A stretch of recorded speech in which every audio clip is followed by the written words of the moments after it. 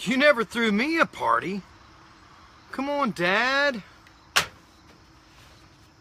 I've worked for you like a slave all these years. But you never threw me a party. Then this younger brother of mine comes home.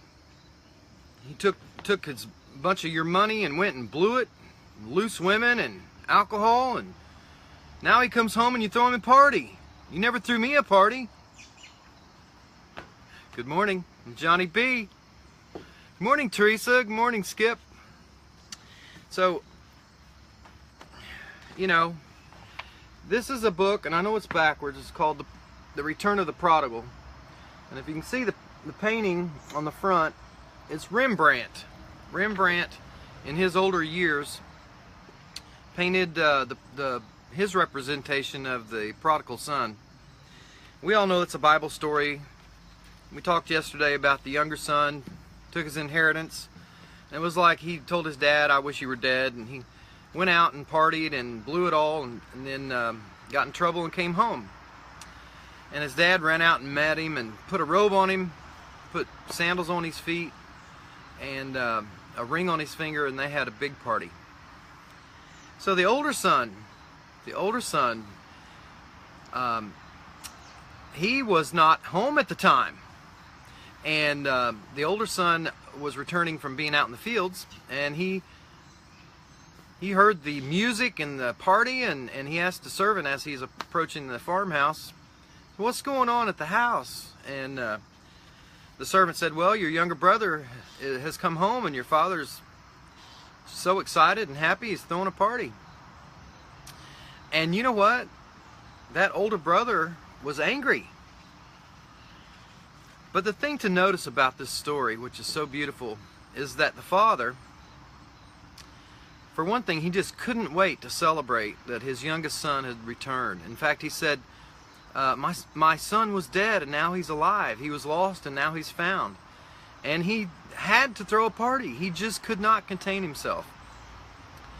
But when the older brother came home, he was angry.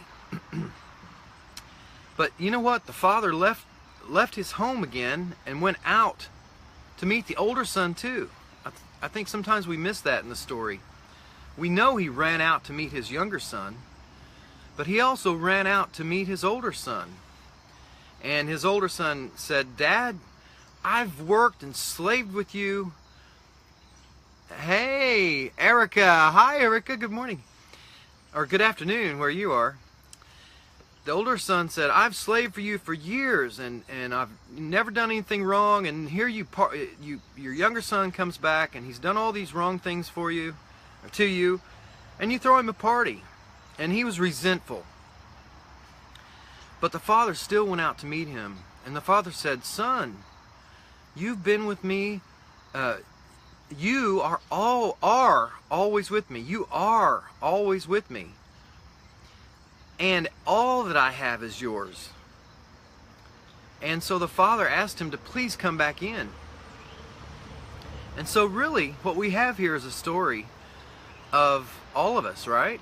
In my younger years, I was a prodigal son. I left my life with God. I left that, went and did the party thing, and then I came home. And he welcomed me because he loves me so much.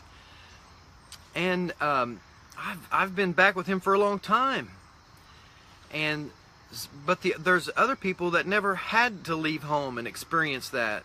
And sometimes those of us that have been with God a long time and working hard and being, trying to live like he wants us to live, sometimes we can find it's a burden. And it shouldn't be.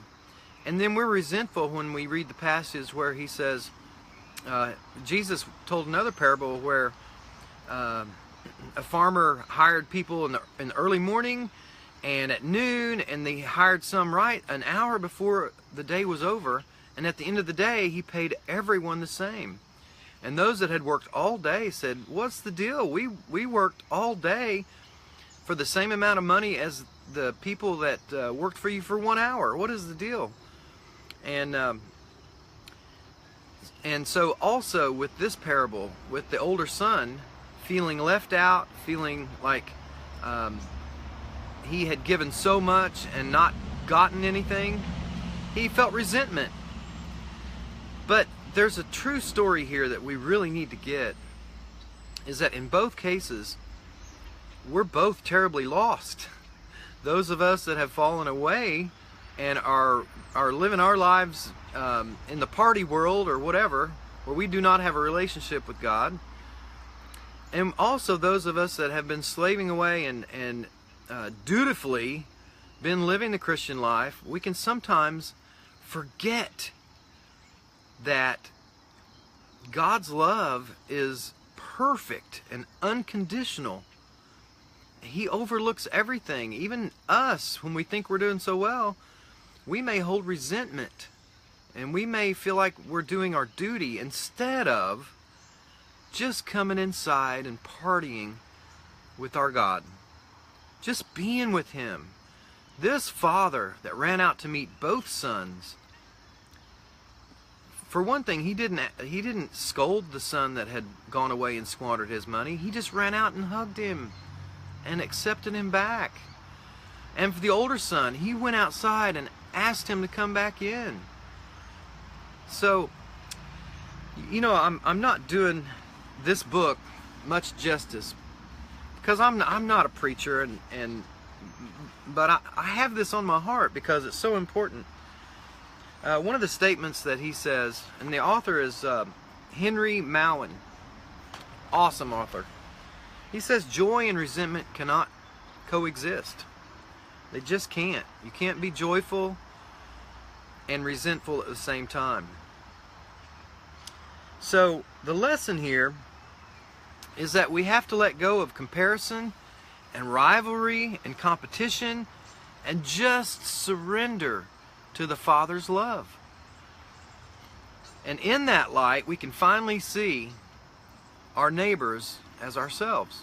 We can finally love each other because this love that the Father shows both of these boys is just unconditional. He accepts everybody. And so that's the story. Yesterday of the prodigal, today of the older son. It's funny how the Jesus parable leaves that open-ended for the older son. We don't know if he went inside and if he forgave his brother and welcomed him home. We don't know that. So that's kind of interesting, isn't it? So I think it's an open choice for all of us. I think we can get so for those of us that go to church and try to serve God, sometimes we look at the world and we I don't know, we get burdened down or whatever. And really, it shouldn't be a burden. It should be we should be reflecting the love that the Father has for both the son that came back home and for the son that's always been there. So I don't know. This book, I've read it. This is my third time. I absolutely love it, and it's really a deep dive into our humanness, how we can be so competitive and resentful, and really the main point for me is that the Father's love. He just wants to love His children unconditionally. Wow, could I get some of that? I got to figure that out, man. That's huge. All right. Hey, guys, tomorrow I'm going to go a little bit deeper into the Father and how we can start becoming more like the Father and start loving each other unconditionally. And then later in the week, of course, on Friday, I'm going to have a song. If you guys have a song that you'd love me to do, just PM me or comment below, and I'll see if I can work it up. But anyway, I love you guys. I hope you have an awesome day. It's beautiful here. And as always, I encourage you to dream big, work hard, love very large, eat great food and take good vitamins, and be your best self now. See ya.